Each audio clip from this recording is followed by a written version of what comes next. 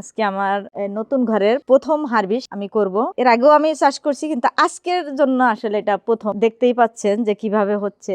এই যে এটা সেই মোটা, অনেক সুন্দর। এটা সম্ভবত 250 গ্রাম হবে, কারণ এই প্যাকেটটার ওজনই ½ কেজি। 3 বার করে হারভেস্ট করা যায়। এই হলো প্রথম হারভেস্ট। সবজির জন্য এইটাই আমাদের বেস্ট একটা ফলন। 5,000 টাকা ইনভেস্ট করে আমি এখান থেকে 40,000 টাকা ইনকাম করব সর্বনিম্ন। 5 কেজি হারভেস্ট করব। 5 কেজি হারভেস্ট করলে আমি 300 টাকা করে কেজি দিব। একবারে সর্বনিম্ন রেট যেটা, সেটা আমি 300 টাকা কেজিতে দিব। আজকে যদি 5 কেজি হয় তে 1500 টাকা অলরেডি আমার হাতে আসে। শুরুটা ছিল ইউটিউব দেখে, তারপরে আমি সরকারি অধিদপ্তরে গিয়ে ট্রেনিং নিই এবং তাদের সাথে যোগাযোগ করি। একটা স্যার, উনি আমাকে বলে দেয় লোকেশন, যে আপনার গ্রামে গিয়ে কৃষি অফিসে যোগাযোগ করেন। গ্রামে আইসা কৃষি অফিসারের সাথে কথা বলে এই প্রজেক্টটার ব্যবস্থা করি। প্লাস আমার নিজের আগ্রহটাই বেশি ছিল, যার কারণে আমি কাজে অনেক আগাই গেছি। আমার হাজবেন্ড গার্মেন্টসে চাকরি করে, ছোট্ট একটা চাকরি করে। আমি আমার ছেলেকে নিয়ে স্কুলে গেছি। ঠিক আছে, স্কুলে যাওয়ার পরে আমি 5টা টাকার ঝালমুড়ি কিনে দিব,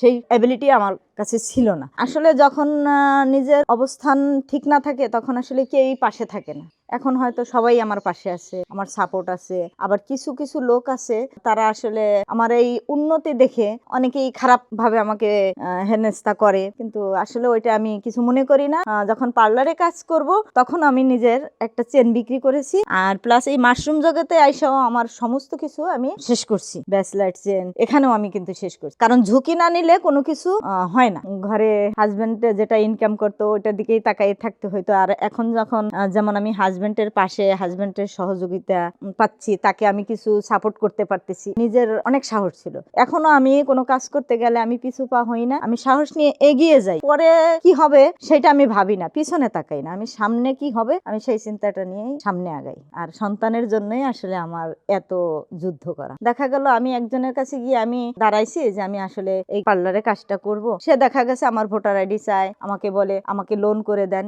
এই সেই, মানে বহু ঝামেলার মুখোমুখি হইতে হয়েছে। ওখান থেকে আবার সইরাও আসতে হয়েছে। আসলে সেই সময়টাকে তো আমাকে কেউ চিনতো না। এখন আমি যখন বাহিরে বের হই, যেটা সত্যি কথা, যেমন সবাই আমাকে বলে, এই তোমার মাশরুমের গল্প না চ্যানেল আইতে দেখলাম, রেডিও FM এ শুনি। হ্যাঁ, সবাই এরকম আমাকে পিছন থেকে ডেকে বলে। সবাই এই চার দোকানে গিয়া আমার গল্প শুনে, আমার কথা শুনে, তখন একটু ভালো লাগে। যখন শুরুতে আসি এই গ্রামে, তখন এই ছোট ছোট ছেলে মেয়েরা আমাকে বলে কি, ওই যে ব্যাঙের ছাতা যায়, ওই যে ব্যাঙের ছাতা যায়। তাই আমি ওদেরকে বলতাম যে ব্যাঙের ছাতা বলো না, এটা মাশরুম।